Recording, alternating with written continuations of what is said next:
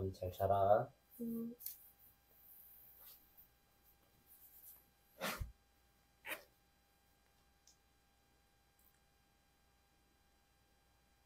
우리 소설 이야기 열려라 이야기 마당. 옛날 사람들은 마당에서 펼쳐지는 판소리 공연을 즐겼어요. 북을 치는 사람이 둥두둥 둥두둥 장단을 맞추면 소리꾼이 북소리에 맞춰 재미있는 이야기를 노래하지요. 그 중에서 사람들이 즐겨 듣는 판소리 가락은 여러 사람들의 손을 거쳐 소설로 다시 태어났어요. 유명한 고전소설인 춘향전, 옹고집전, 장기전 등은 모두 판소리로 불리다가 소설로 옮겨진 이야기랍니다.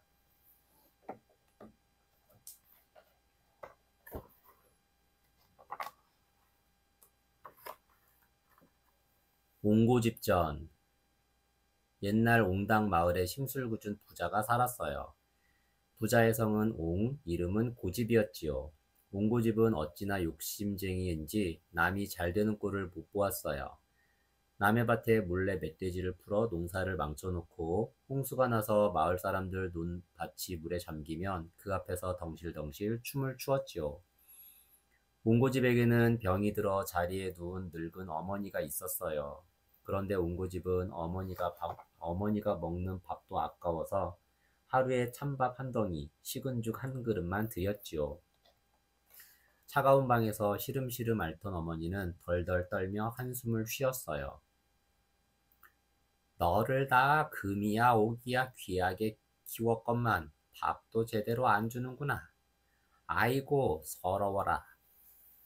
80 넘게 살았으면 됐지 뭘 더 바라오. 옹고집은 도리어 어머니에게 버럭 소리를 질렀어요. 옹고집은 또 스님이 시주를 받으러 오면 때려서 내쫓기 일쑤였지요. 스님, 절에서 돌을 닦는 사람으로 승려라고도 해요. 시주, 스님에게 음식, 물건 등을 베푸는 거예요. 옹고집의 소문은 퍼지고 퍼져 이름 높은 스님인 학대사의 귀에까지 들어갔어요. 학대사는 허름하게 차려입고 옹고집 내로 향했지요. 주인 계시오. 저는 학대사라고 합니다. 자비를 베풀어 시주를 하면 앞으로 좋은 일이 생길 거요. 옹고집이 달려 나왔어요. 돌쇠 뭉치 깡쇠는 뭐하느냐? 이 땡중을 당장 끌어내지 않고.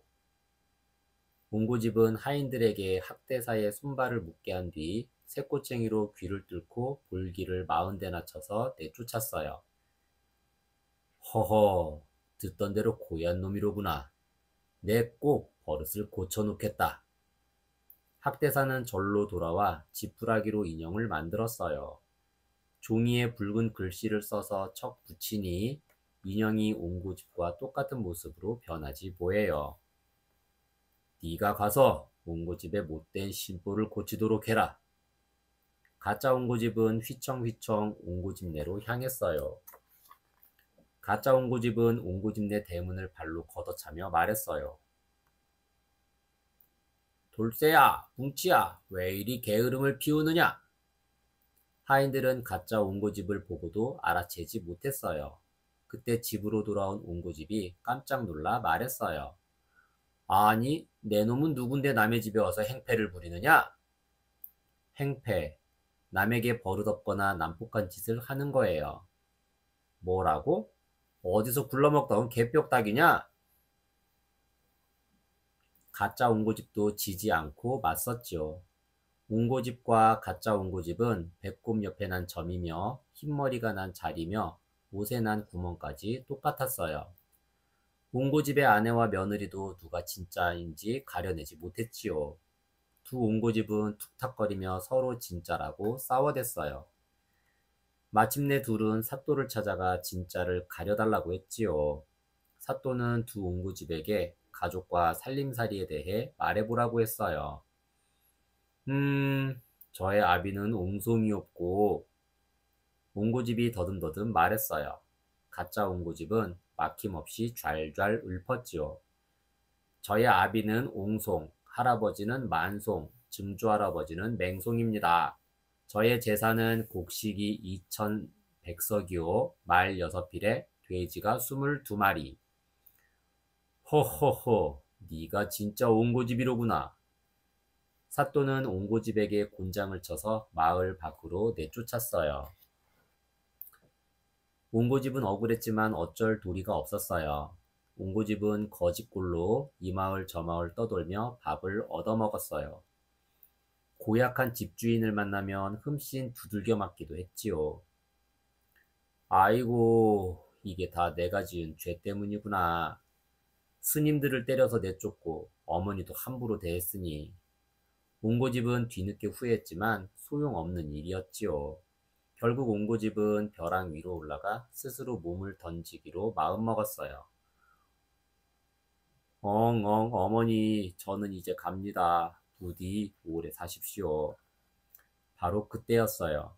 머리가 하얀 노인이 벼랑 위에 나타나 말했어요.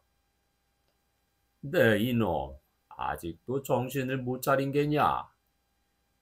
제 죄를 어찌 모르겠습니까? 하오나 죽기 전에 어머니와 가족들 얼굴 한번 볼 수 있다면 원이 없겠습니다. 좋다. 죄를 뉘우치고 앞으로는 착하게 살거라. 노인은 옹고집에게 빨간 글씨가 적힌 종이를 주고는 사라졌어요. 집으로 돌아온 옹고집이 가짜 옹고집에게 노인이 준 종이를 붙이자 다시 지푸라기 인형으로 변했어요. 그 뒤로 옹고집은 어머니를 따뜻한 방으로 모시고 끼니마다 정성껏 차려드렸어요. 가난한 사람들에게는 곡식을 나눠주고 스님에게는 후하게 시주를 했지요. 몽당마을 사람들은 달라진 옹고집을 침이 마르도록 칭찬했답니다. 옹고집전은 판소리로 전해지던 이야기를 바탕으로 한 소설이에요. 누가 언제 지었는지 밝혀지지 않은 고전 소설이랍니다. 춘향전. 옛날 전라도 남원에 새로운 사또가 왔어요. 사또에게는 이몽룡이라는 의젓한 아들이 있었답니다. 하루는 몽룡이 하인 방자와 함께 광안루에 갔다가 건너편에서 그네를 타는 아리따운 처녀를 보았지요. 광안루, 전라북도 남원시에 있는 커다란 누각이에요. 방자야, 꽃보다 예쁜 저 처녀가 누구냐? 기생 월배의 딸 춘향입니다. 기생, 옛날에 잔치에서 노래나 춤으로 흥을 돋우는 여자들을 부르는 말이에요. 몽룡은 방자에게 첫눈에 반한 춘향을 데려오라고 했어요. 춘향은 몇 번이고 거절했지만 거듭 부르니 어쩔 수 없었지요. 몽룡의 곁에 단정히 앉은 춘향은 선녀처럼 아름다웠어요. 너를 보니 하늘이 맺어준 내 짝인 걸 알겠구나. 도련님은 사또의 아들이고 소녀는 천한 기생의 딸이온데 어찌 우리가 짝이 된단 말입니까? 사또, 옛날에 한 고을을 다스리던 사람으로 원님이라고도 해요. 그런 말 마라. 내 평생 너를 아끼고 사랑할 것이다. 춘향도 잘생기고 똑똑한 몽룡이 마음에 들었어요. 그날 밤, 몽룡은 춘향의 집에 찾아갔어요. 춘향의 어미 월매는 몽룡을 안으로 모시고 차를 내왔어요. 귀하신 도련님이 이런 누추한 곳까지 어쩐 일이십니까? 광안루에서 춘향을 잠깐 보고 나비가 꽃을 쫓듯 찾아왔다네. 자네 딸 춘향과 백년 가약을 맺고자 하는데 어떤가? 젊은 남녀가 부부가 되어 평생을 함께 지낼 것을 굳게 다짐하는 약속이에요. 도련님의 부모님이 반대하면 어찌합니까? 춘향과 평생 함께 할 테니 우리 부모님은 걱정 말게. 몽룡의 굳은 마음을 확인한 월매는 두 사람의 혼인을 허락했지요. 춘향은 몽룡에게 옷가락지를 주었어요.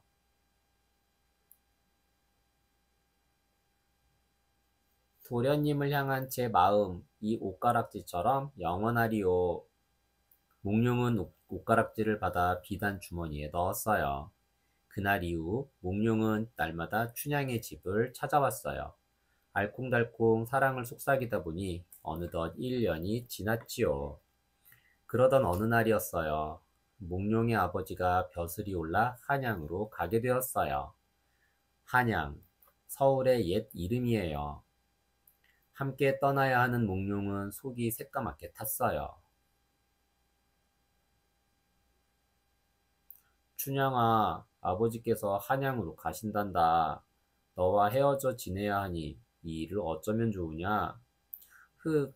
도련님이 떠나시면 저는 누굴 믿고 삽니까? 춘향도 몽룡과 헤어질 생각을 하니 저절로 눈물이 났어요. 춘향은 땅을 치며 울었지만 몽룡의 앞길을 막을 수는 없었지요.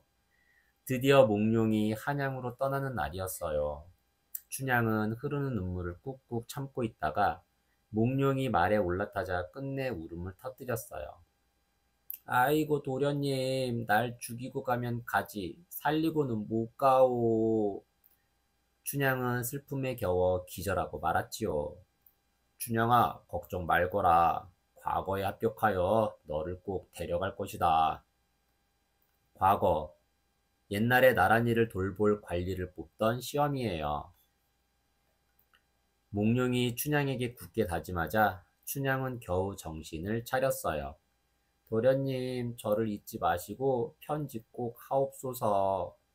춘향은 말을 타고 떠나는 몽룡의 뒷모습을 하염없이 바라보았어요. 한편 남원의 변학도라는 새로운 사또가 왔어요.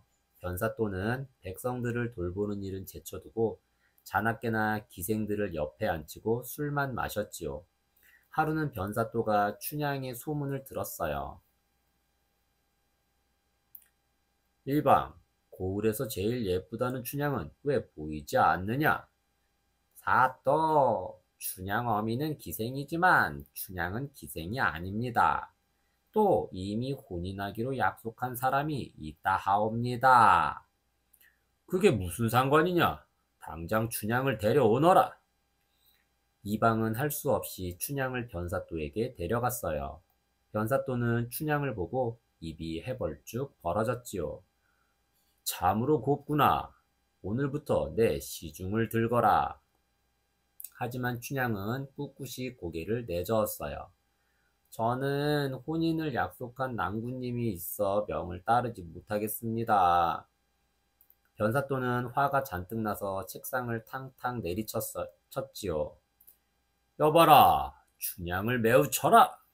사또의 말이 떨어지기가 무섭게 포졸들이 우르르 몰려와 춘향을 묶고 매질을 시작했어요. 매 맞아 죽더라도 어찌 제 낭군님을 저버리겠습니까? 변사또는 춘향이 뜻을 꺾지 않자 큰 칼을 씌워 옥에 가두었어요. 큰 칼, 옛날에 죄인에게 씌우던 형틀이에요. 춘향은 옥에 갇혀 몽룡을 그리워하며 울었지요. 달아, 너는 우리 도련님 계신 곳을 알고 있니?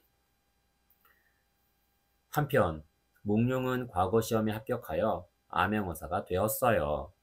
암행어사, 왕의 명령으로 사또의 잘잘못과 백성들의 생활을 몰래 살펴보는 벼슬아치예요.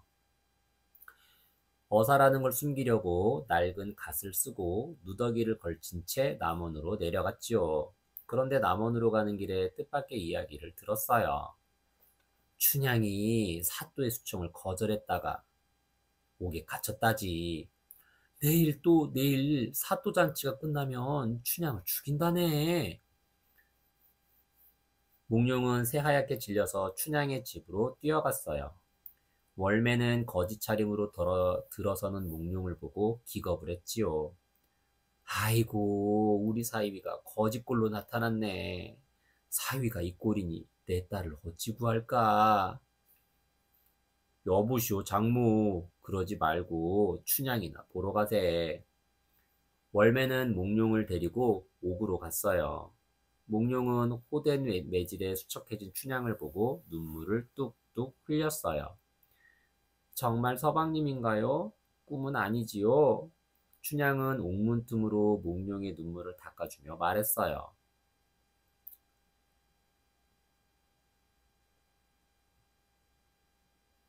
서방님, 내일 내가 죽으면 서방님이 직접 묻어주오. 춘향아, 하늘이 무너져도 솟아날 구멍이 있으니 나만 믿고 기다려 보아라. 몽룡은 암행어사가 되었다는 말을 가까스로 눌러 참고 마음속으로 칼을 갈았지요. 다음 날, 관아는 변사또의 생일잔치로 왁자지껄했어요. 관아, 옛날에 고을을 다스리던 곳이에요. 잔치판 한 구석에 있던 몽룡이 벌떡 일어나 변사또에게 소리쳤지요. 사또나리 잘 먹었습니다. 제가 보답으로 시를 한 수 지어 올리겠소. 몽룡은 종이에 몇 자를 적어 큰 소리로 읊었지요. 금동이의 맛있는 술은 만백성의 피요. 옥쟁반의 좋은 안주는 만백성의 기름이라. 촌동이 떨어질 때 백성의 눈물 떨어지고 노랫소리 높은 곳에 원망소리 높더라. 그때였어요. 암행어사 출두요. 몽룡의 부름을 받은 나졸들이 마패를 들고 외쳤어요. 흥겨웠던 잔치바는 순식간에 아수라장이 됐어요. 변사또는 겁이 나서 벌벌 떨다가 바지에 똥을 싸고 말았지요. 몽룡은 백성들을 괴롭힌 변사또와 못된 관리들을 엄하게 다스렸어요. 몽룡은 춘향에게 다가가 소중히 간직해온 옷가락지를 내밀었어요. 춘향이 고개를 드니 눈앞에 그토록 기다리던 몽룡이 있었지요. 그동안 고생 많았다. 처음 약속대로 백년해로 하자꾸나.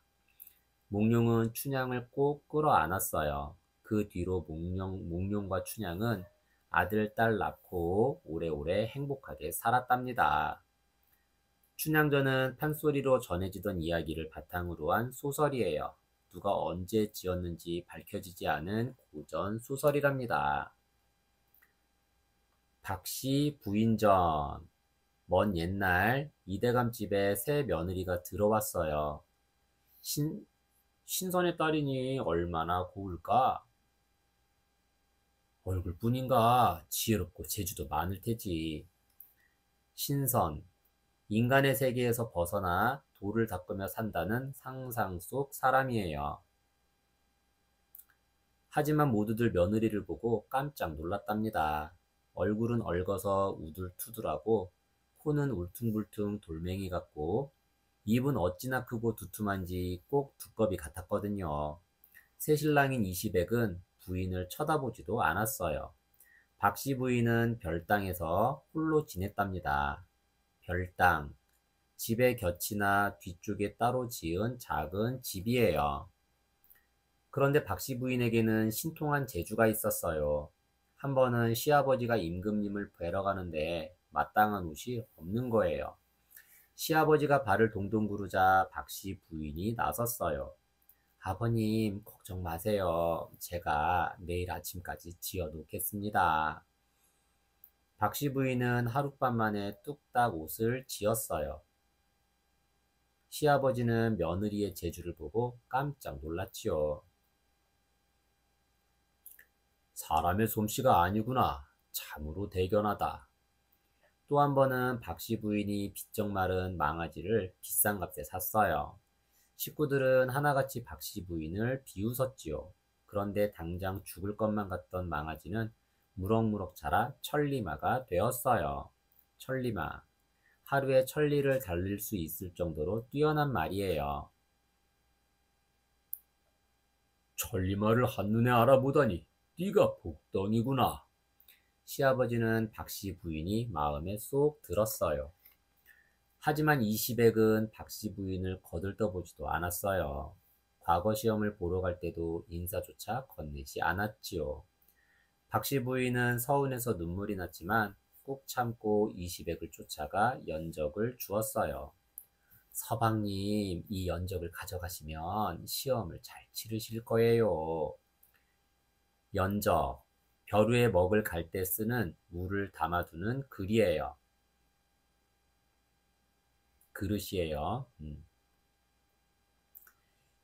이시백은 툴툴거리며 연적을 받아 넣었지요.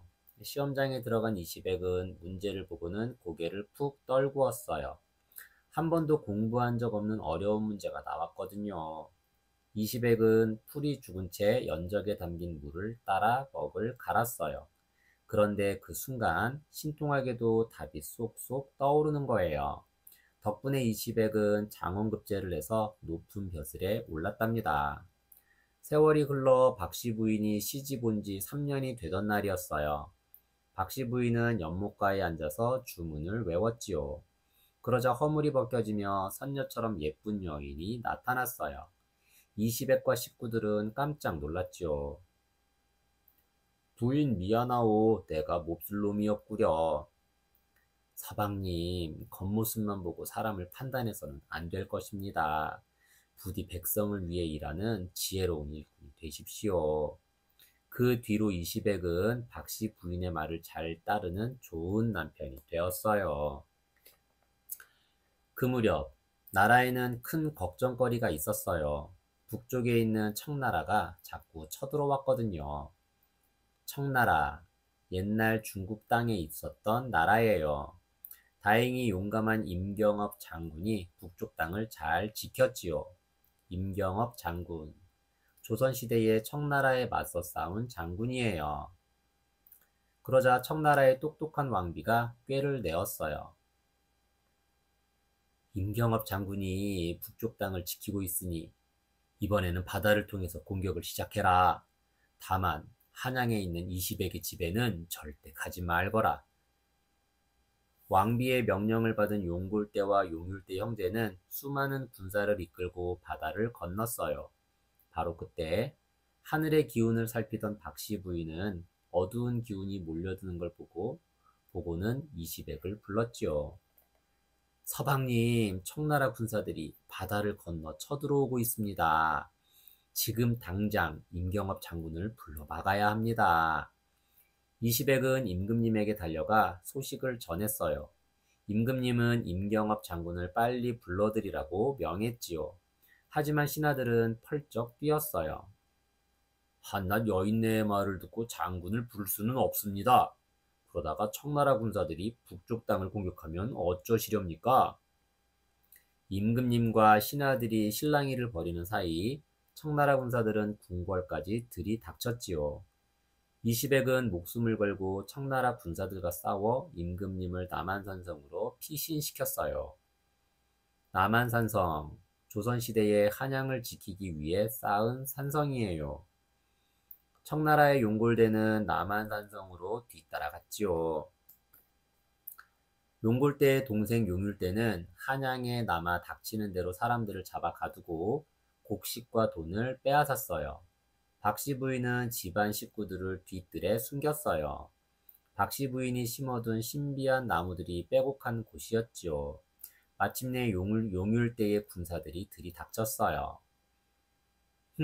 모두 뒤뜰에 숨었군. 어서 모조리 잡아들여라. 청나라 군사들은 칼을 휘두르며 뒤뜰로 향했어요. 박씨 부인은 눈썹 하나 까딱하지 않고 주문을 외웠어요. 그러자 뒤뜰의 나무들이 꿈틀꿈틀 움직이더니 용과 호랑이로 변하는 거예요. 감히 여기가 어디라고 쳐들어오느냐? 얘들아, 당장 이놈들을 물리쳐라! 박씨 부인이 호령하자 용과 호랑이가 청나라 군사들에게 덤벼들었어요. 먹구름이 몰려와 하늘을 뒤덮더니 천둥 번개가 치고 커다란 바위가 솟아올라 청나라 군사들을 막아섰지요.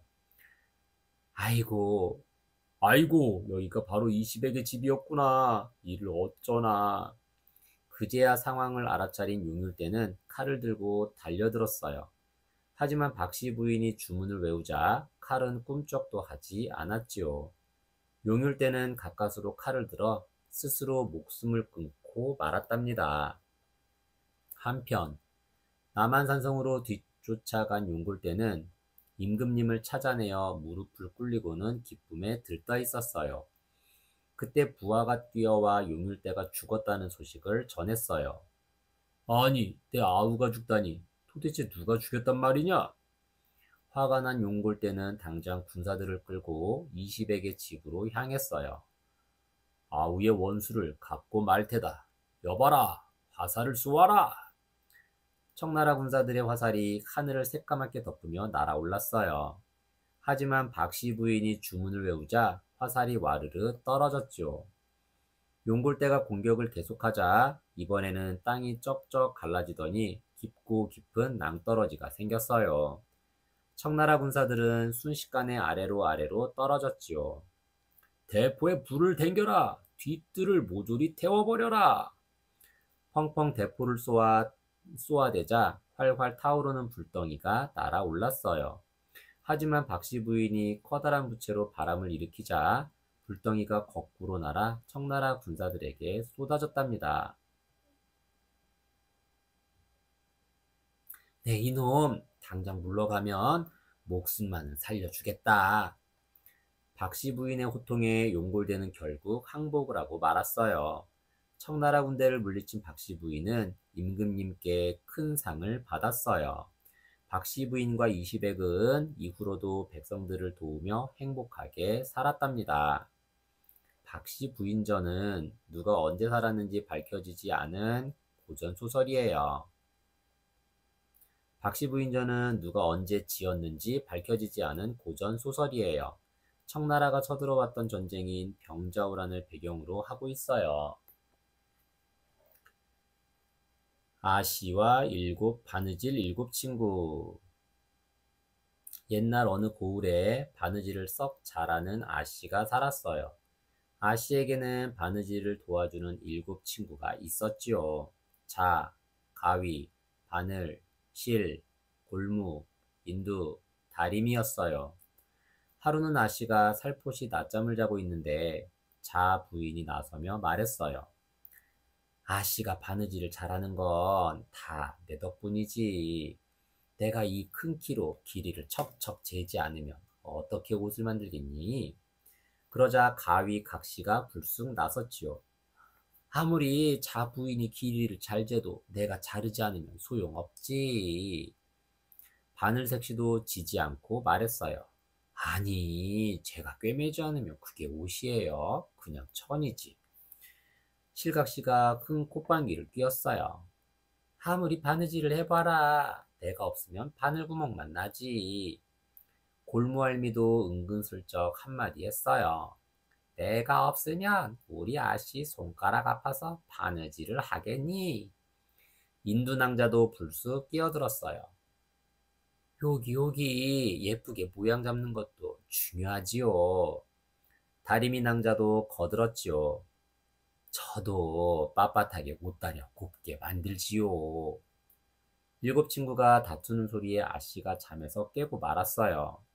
아이 참 시끄러워서 잘 수가 없네. 너희가 아무리 중요해도 내가 바느질을 안 하면 어쩔 거니? 그러니 내가 제일 중요하단다. 알겠니? 아씨는 휙 돌아눕더니 다시 쿨쿨 잠이 들었어요. 7친구는 아씨의 말이 퍽 섭섭했어요. 자 부인이 먼저 투덜댔지요. 어찌 저럴 수 있담. 옷 만들 때는 항상 나부터 찾더니. 가위각시도 삐죽거렸지요. 매일 다리 아프게 가위질을 시키더니 모두 아씨 덕이래. 바늘색시는 한숨을 길게 쉬었어요. 그동안 허리 부러지도록 바느질을 했는데 몰라주시네. 인두낭자는 눈물을 뚝뚝 흘렸어요. 날마다 뜨거운 물에 온몸을 데워가며 도왔건만 다리미 낭자도 울먹울먹 했지요.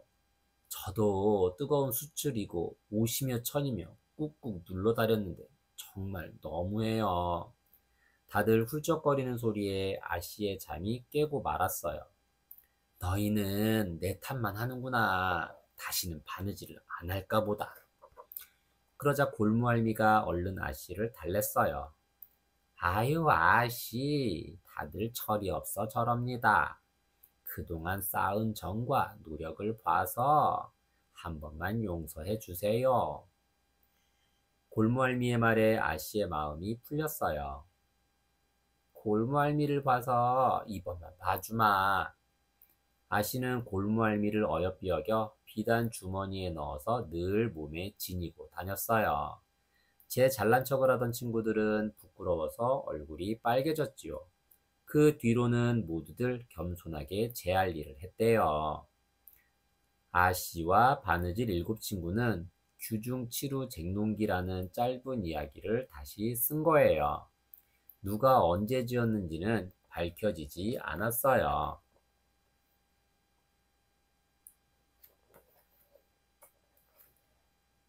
장기전. 옛날 깊은 산속에 꿩 가족이 살았어요. 엄마 꿩은 까투리예요. 까투리는 생김새가 닭과 비슷하지요. 아빠 꿩은 달라요. 아빠 꿩은 장기라고 불리는데 목덜미부터 꽁지까지 알록달록한 깃털이 멋지게 나 있답니다. 저 알록달록한 깃털 좀 봐. 장기는 정말 멋지다니까. 장기는 산속 동물들의 부러움을 한 몸에 받았어요. 화려한 깃털 때문에 꿩 가족은 늘 숨어 다녀야 했답니다. 사람들이 꿩의 깃털로 부채도 만들고 화살도 장식하는 바람에 사냥꾼들이 꿩만 보면 잡으려고 안달을 하거든요. 게다가 꿩은 고기 맛까지 좋으니 최고의 사냥감일 수밖에요. 그래서 꿩 가족은 깊은 산속에 꼭꼭 숨어 살았지요. 눈이 많이 내린 어느 겨울날이었어요. 꿩 가족은 먹을 것을 찾아 산속을 헤매 다녔지요. 아이고, 배고파 죽겠네. 들판에 나가 콩이라도 주워 먹읍시다. 장기가 입을 열자 까투리가 말렸어요. 들판에 나갔다가 사냥꾼이라도 만나면 어쩌려고요? 이대로 있다가는 굶어 죽고 말겠소. 꿩 가족은 장기를 따라 줄줄이 길을 나섰어요. 들판에서 콩을 주워 먹을 생각에 마음도 잔뜩 들떴지요. 그런데 저 앞 하얀 눈밭에 빨간 콩 한 알이 뚝 떨어져 있는 거예요. 콩알이 어찌나 오동통한지 장기는 입맛을 쪽 다셨지요. 고놈, 참 맛있겠다. 장기는 붉은 콩으로 부리를 쭉 가져갔어요. 그 순간 까투리가 장기를 휙 밀치며 막아섰죠. 아무것도 없는 눈밭에 콩이 떨어져 있다니 이상하지 않아요? 빗자루로 싹싹 쓸어낸 자국도 보이니 이건 사람들이 덧재놓은 미끼가 분명해요. 장기는 까투리의 말을 듣고는 껄껄 웃었어요. 걱정도 팔자요. 사람 발자국 하나 없지 않소? 아니에요. 어젯밤에 꿈자리가 뒤숭숭했단 말이에요. 한 번은 당신 머리가 베이고 한 번은 당신이 물에 빠졌다니까요. 불길한 꿈을 꾸었으니 조심하는 게 좋겠어요. 하지만 장기는 끝내 까투리의 말을 듣지 않았어요. 들어보니 흉몽이 아니라 길몽이네 그려. 흉몽, 불길한 일이 일어날 꿈이에요. 길몽, 좋은 일이 일어날 꿈이에요. 하나는 내가 장원급제하여 벼슬길에 오를 꿈이고 하나는 내가 대장이 되어 전쟁에서 이길 꿈일세. 제발 내 말 좀 들어요. 자, 걱정 마오. 내가 먹어보면 될 게 아니오. 장기는 날카로운 부리로 붉은 콩을 콕콕 찍었어요. 그 순간 철컥 하는 소리가 나더니 장기가 덥석 덫에 걸리고 말았네요.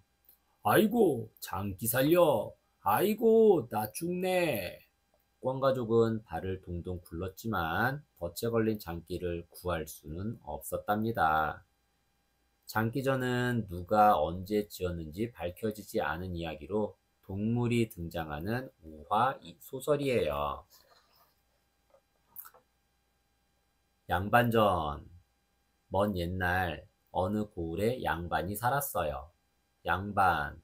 옛날에 신분이 높은 사람을 부르던 말이에요. 성품이 훌륭하고 학문이 높아서 사람들의 존경을 받았지요. 고을 사또도 양반을 찾아와 인사를 드릴 정도였답니다. 하지만 양반은 찢어지게 가난해서 쌀 한 톨 구하기 힘들었어요. 그렇다고 양반 체면에 농사일을 할 수는 없으니 해마다 관아에서 쌀을 빌려 먹었는데 그 빚이 무려 1000섬을 넘겼지요. 섬, 곡식을 담기 위해 지프로 만든 큰 그릇이에요. 사또도 어쩔 수 없이 양반을 잡아 걷어야 할 지경에 이르렀답니다. 아이고, 평생 글은 읽어서 뭐하오. 돈 한 푼 없는 게 양반 신세지. 양반의 부인은 땅을 치며 통곡했어요. 양반도 관아로 끌려갈 생각을 하니 눈물이 줄줄 흘렀지요. 이웃에 사는 부자가 양반이 끌려가게 되었다는 소문을 들었어요. 재산이 많은들 무슨 소용이 있나? 제 아무리 부자라도 양반 앞에서는 코를 땅에 대고 굽신거리는 신세인걸. 옳거니 이참에 그 양반을 찾아가서 양반 자리를 사야겠다. 부자는 천섬을 싣고는 양반네 집을 찾아갔어요. 양반날이 관아에 쌀 천섬을 빚졌다고 들었습니다. 그 빚을 갚아드릴 테니 제게 양반 신분을 파십시오. 부자의 말에 양반은 냉큼 양반 신분을 팔아버렸어요. 관아에 끌려가는 것보다 훨씬 낫다고 여겼지요. 양반은 소문을 듣고 찾아온 사또를 보고는 납작 엎드렸지요.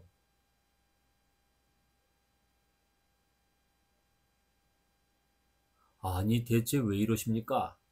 날이 제가 양반 신분을 팔아 관아에 진 빚을 갚았습니다. 이제 저는 미천한 놈이 없고 저 앞에 사는 부자가 양반이지요.